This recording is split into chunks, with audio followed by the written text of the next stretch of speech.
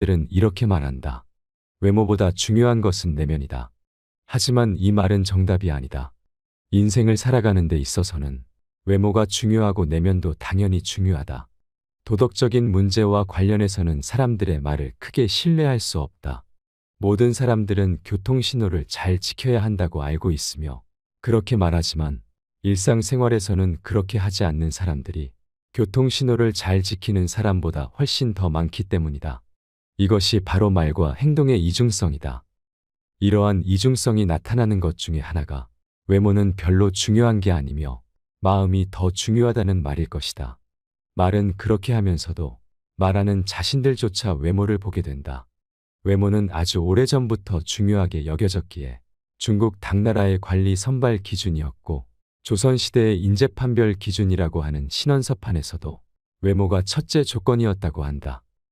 현대 정신의학에 와서는 사람을 한 가지 면으로 판단하면 정신이 미성숙한 사람으로 본다.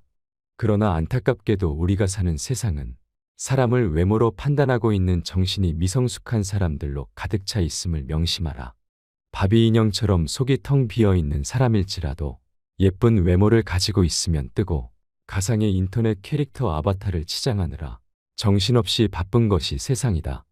만일 내가 사람들과 만날 일이 없고 다른 사람들에게 굳이 잘 보이지 않아도 하나도 아쉬울 것 없는 사람이라면 외모 따위는 중요하지 않다고 말할 수 있을 것이다. 하지만 그런 것이 아니라면 반드시 외모에도 신경을 써라. 여러 인간관계와 관련한 책을 읽어보더라도 사람은 외모가 중요하다고 말하고 있다. 외모는 중요하지 않다고 말하는 인간관계를 주제로 한 책들은 존재하지 않는다. 사람들과 계속해서 만나고 부대끼며 살아가야 하는 이 세상에서 살고 있는 한 자기 자신의 외모를 가꾸는 게 좋다. 외모를 가꾸는 것은 당신들이 생각하는 것보다 어렵지 않다. 머리를 손질하고 의상을 단정히 하고 말투를 바꾸는 것만으로도 사람은 놀랍도록 변할 수 있다. 이때 중요한 것은 부티를 내지 말고 귀티가 나도록 해야 한다. 졸부처럼 돈과 명품이라는 상표만 걸치지 않도록 해야 하며 귀티가 흐르는 세련됨을 갖추며 외모를 가꾸는 방법이 있다. 가장 먼저 깔끔하게 가꿔라. 반듯하지 않고 꾸깃한 옷차림에 냄새나는 옷차림, 뒷굽을 구겨 신고 지저분한 신발은 당연히 고급스러워 보이지 않고 아무리 값비싼 것들을 걸쳤어도 싸구려로 보이게 만든다. 그리 비싸지 않은 저렴한 물건을 걸치더라도 깔끔하게만 가꾼다면 훨씬 호감 가는 인상이 될 수 있다. 부드럽고 온화한 표정을 지어라. 이목구비의 생김새보다 더 중요한 것이 바로 표정이다. 항상 부드럽게 웃으면서 살짝살짝 변하는 표정 변화는 그 사람을 여유가 있는 사람이라는 인상을 줄 수 있다. 몸매보단 바른 자세에 신경 써라. 항상 구부정한 등이나 어정쩡한 자세에서 허리만 반듯하게 펴도 사람이 달라 보인다. 여기에 건강한 식단과 운동으로 관리까지 하면 사람이 멋있어 보이고 실제로 자신감도 올라간다. 유행보다는 나에게 어울리는 옷을 입어라. 내 체형에 잘 어울리는 스타일이 무엇인지 아는 것이 무엇보다 중요하다. 나와 체형이 비슷한 분위기의 연예인들이 어떻게 스타일링을 하는지 눈여겨보는 것도 도움이 된다. 옷을 꼭 많이 사지 않아도 매장에 가서 많이 입어만 보더라도 나에게 어울리는 스타일의 옷을 찾을 수 있다. 고급스럽고 세련돼 보이려면 옷의 소재를 체크하고 원색보다는 부드러운 색감의 옷을 선택하는 것이 더 좋다. 외모가 주는 이점은 남들보다 앞선 출발선에 설 수 있다는 것이다. 예쁘고 멋지게 꾸미고 나간 날은 사람들이 유난히 친절하다고 느껴지는 경우가 많으며 나의 마음가짐 또한 달라진다. 마음 저 밑에서부터 자신감이 솟아오른다. 반면 너무 후줄근하게 입고 외출했을 때는 사람들을 최대한 안 마주치게 아래를 보며 걷게 되고 얼른 집에 오고 싶다는 마음마저 든다. 외모가 출발선을 조금 앞에 두도록 도움을 주는 것이라면 롱런하고 질주하게 만들어주는 것은 내면이다. 외모만을 믿고 내면을 가꾸지 않으면 생명이 길 수 없다. 그렇기에 외모를 통해 출발선을 앞당기며 그 후에 갈고 닦은 내면의 아름다움을 발휘하면 더욱 좋을 것이다. 누군가는 옷을 잘 입는다고 다 부자가 되는 걸까 하는 의심을 가질 것이다. 워싱턴 대학교 심리연구팀에 의하면 적게는 10배에서 많게는 100배 이상의 차이가 난다고 밝혔다. 또한 현대 인상학자들의 견해에 따르면 옷을 잘 입는 사람의 경우에는 누구에게나 쉽게 자신의 생각을 어필해 상대의 동의나 승낙을 얻어내게 된다. 생각해보라. 우리도 우아하고 기품 있는 사람들이 정중한 태도로 부탁을 하면 더 잘 들어주게 되니 말이다. 길을 걸어가던 도중 낯선 사람이 당신의 곁으로 다가오려 할 때 만약 그 사람이 아주 멋지게 차려입었다면 특별히 경계하지는 않을 것이다. 하지만 왠지 모르게 거부감이 느껴지는 옷차림을 하고 있다면 생존 본능에 의해서 틀림없이 도망을 치거나 피하거나 일정한 거리를 두려고 할 것이다. 만약 그 사람이 말을 걸어오려고 하면 그 말이 시작되기도 전에 피하고 싶을 것이다. 지금부터 말하는 5가지 옷차림에 유의해라. 옷차림을 주의하지 않으면 운을 막아 불행을 부를 수 있다. 첫째, 늘어진 옷이나 색이 바랜 옷은 절대로 입지 마라. 옷이 늘어났다는 것은 그것은 이미 옷의 수명이 다했다는 증거이고 색이 바랬다는 것 역시 마찬가지다. 버려야 할 옷임에도 굳이 꾸역꾸역 입고 다니지 마라. 옷을 걸어둘 때는 절대 세탁소에서 주는 철제 옷걸이를 사용하지 마라. 철제 옷걸이에 걸어둔 티셔츠나 얇은 옷은 잘 늘어나기 때문에 버려지기 쉽다. 늘어난 옷을 입고 다니는 사람들은 어디를 가서든 친절이나 호의를 받기가 어렵다. 늘 자신이 가진 능력에 비해 타인으로부터 과소평가를 받게 될 것이다. 두 번째, 구겨진 정장이나 외투는 절대 입지 마라. 정장이나 외투가 구겨져 있다는 것은 아주 게으른 사람이라는 인상을 풍긴다. 실제는 그 사람이 그렇지 않은 사람일지라도 처음 본 사람은 그렇게 판단할 가능성이 아주 높다. 현대 인상학자들 역시 구겨진 정장이나 외투를 입는 사람들은 일정한 형식이나 절차 없이 편한 대로 살아가며 타인에게 절대 호감을 얻을 수 없다고 말한다. 옛날 우리 조상들께서도 의복 손질만큼은 늘 정갈하게 하셨으며 옷차림이 하나도 삐뚤어지지 않아야 한다고 말했다. 당신의 생각과 행동이 바르다는 것을 타인에게 보여주는 첫인상을 결정하는 것이 바로 당신의 옷차림이다. 세 번째, 낡은 운동화나 구두는 절대 신지 마라. 풍수학에서는 인간의 운을 막는 최고의 요소가 바로 낡고 지저분한 신발이라고 말한다. 낡고 더러운 운동화나 구두를 신고 다니는 것은 행동과 생각에 조심성이 없다는 방증이다. 한마디로 말해 자신이 편한 대로 하고 싶은 대로 하고 살아가는 사람이라는 인상을 풍긴다는 것이다.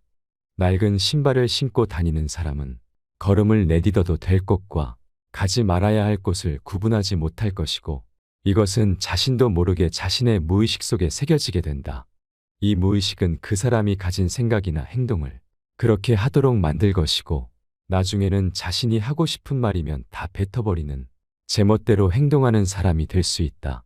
이것은 우리가 그러한 사람들과 가까이 하고 싶어 하지 않도록 만들 것이기에 그 사람에게는 좋은 운과 기회가 오기가 어려울 것이고 이에 따라 인생의 번영이 만들어지는 일 역시 어려울 것이다. 네 번째, 허전한 손목이나 목은 당신을 불행하게 만든다. 옷차림에도 포인트를 주어야 할 것이 있다. 목걸이에도 펜던트라는 포인트가 있어야 하며 반지에도 포인트가 있어야 하며 옷에도 포인트가 있는 것이 좋다. 사실 이런 물건뿐만 아니라 말이나 행동 등 인간이 살아가는 모든 부분에서 사람이라면 포인트가 있어야 한다. 평범한 넥타이를 매더라도 포인트로 핀을 한 사람과 그렇지 않은 사람의 정갈함은 뚜렷한 차이를 보인다. 똑같은 옷을 입었더라도 누군가에게 눈길이 더 간다면 그것은 포인트가 있느냐 없느냐의 차이일 것이다. 그것은 완전히 다른 고급스러움을 풍기도록 만든다. 그렇기에 남자든 여자든 상관없이 가능하면 손에는 손목시계나 반지 중 하나라도 하는 게 좋다.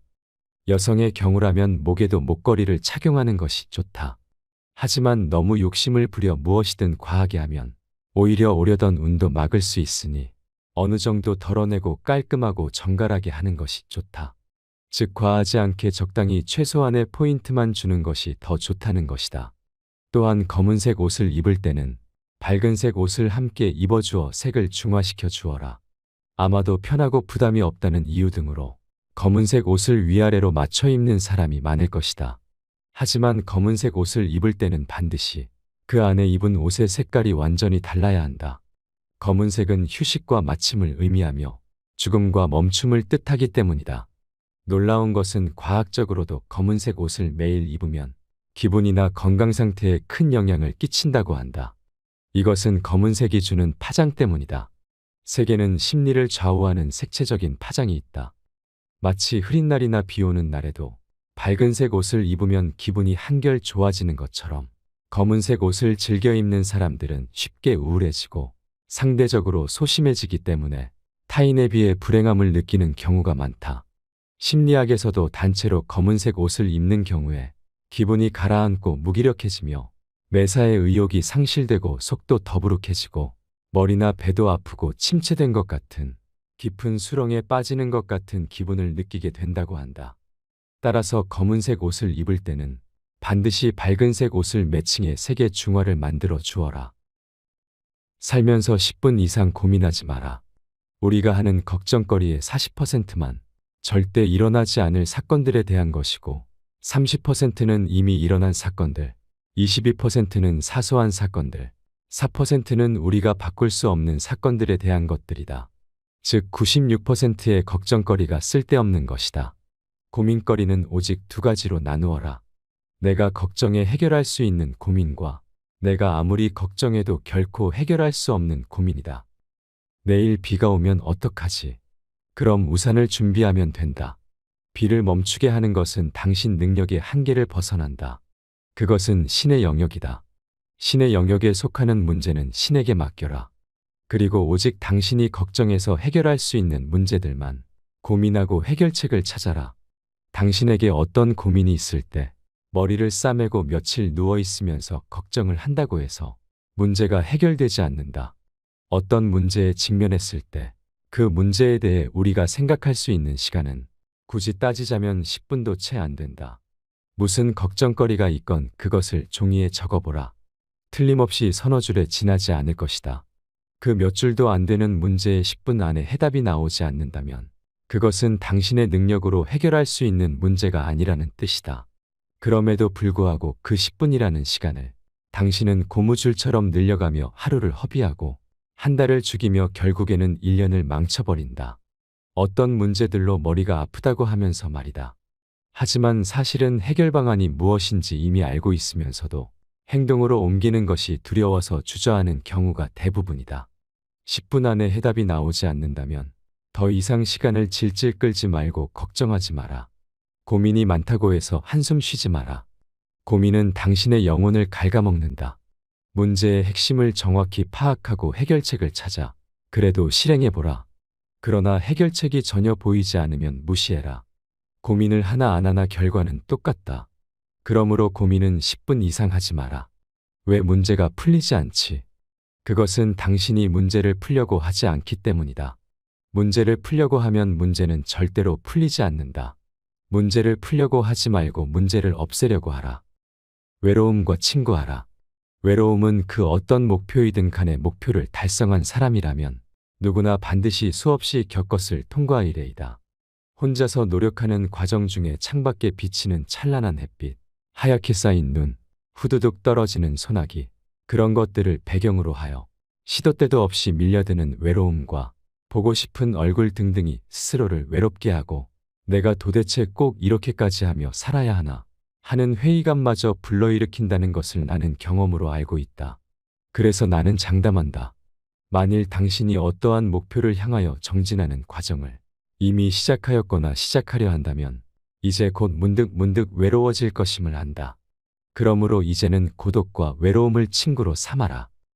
당신이 외로움이나 고독과 친구를 삼고자 할 때 제일 방해가 되는 것은 놀랍게도 주변 친구들이다. 친구들은 당신의 옛날 생활들을 알기에 새삼스럽게 너답지 않게 왜 그러냐고 놀리며 발목을 붙잡고 늘어진다. 부자가 되려면 외로움을 이겨내야 한다. 친구는 당신에게 부자가 될 기회를 주지 않는다. 오히려 웃고 떠들며 이른바 정을 쌓으면서 부자가 될 시간만 빼앗는다. 그러므로 부자가 되려면 몇 년만이라도 만나지 말고 고독하게 지내라. 인생은 자전거와 같다. 뒷바퀴를 굴러가게 하는 것은 당신의 발이지만 앞바퀴를 돌려 방향을 잡는 것은 당신의 손과 눈이고 의지이며 정신이다. 당신의 발이 생활이라는 이름으로 당신을 움직일 수 있도록 돕지만 정작 당신의 손은 주머니 속에 깊이 박혀 있는지도 모른다.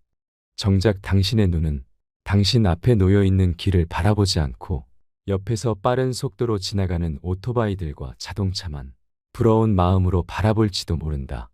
때문에 비록 열심히 페달을 밟고는 있지만 당신이 탄 자전거는 제자리를 맴돌 뿐이다. 그러니 그저 열심히 페달만 밟지 말고 반드시 방향을 잡아야 한다. 삶이 그대를 속인다면 분노하라. 자신의 삶에 스스로 노예가 되어 자신의 생활과 시간을 통제하지 못하는 사람은 인생의 주인이 되지 못한다. 비록 현재의 삶이 절망스럽고 고통스럽고 암흑에 쌓여 있는 것 같아 보인다면 분노하라. 분노를 느끼는 사람만이 닫힌 문을 세게 쾅쾅 두드릴 수 있다. 욕할 때는 화내지 마라. 아무 때나 욕을 해서는 안 되겠지만 욕을 할 수밖에 없는 상황이 펼쳐진다면 이것을 반드시 명심하라. 욕을 할 때도 원칙이 있다. 절대 흥분하지 마라. 욕은 얼음처럼 차가운 마음으로 머리로 해야 최대한의 효과를 거둘 수 있다. 그래야 싸늘한 맛도 생긴다.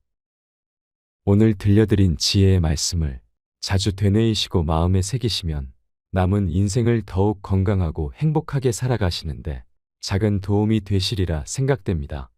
여러분의 지혜로운 삶의 여정을 함께합니다. 이상으로 밤을 잊은 철학이었습니다. 철학이 있는 당신의 삶을 응원합니다. 오늘 내용이 도움이 되셨다면 구독과 좋아요 부탁드립니다. 감사합니다.